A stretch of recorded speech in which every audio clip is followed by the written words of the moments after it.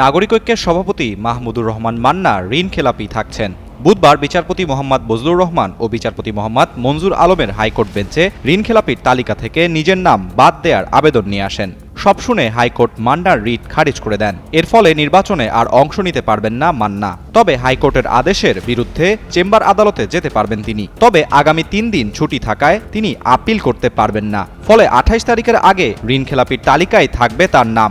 জোটভিত্তিক নির্বাচনী সমঝোতার অংশ হিসেবে আসন্ন ত্রয়োদশ জাতীয় সংসদ নির্বাচনে বগুড়া 2 আসনে বিএনপির মনোনয়ন পেয়েছেন মাহমুদুর রহমান মান্না। এ আসনে তাকে প্রার্থী হিসেবে চূড়ান্ত করেছে দলটি। এর আগে গত 3 ডিসেম্বর মাহমুদুর রহমান মান্নার নেতৃত্বাধীন প্রতিষ্ঠান আফাকু কোল্ড স্টোরেজ লিমিটেডের কাছে খেলাপি 38,04,76,000 টাকা আদায়ে কলব্যাক নোটিশ জারি করেছিল ইসলামী ব্যাংক বাংলাদেশ লিমিটেডের বগুড়া বড়গোল শাখা।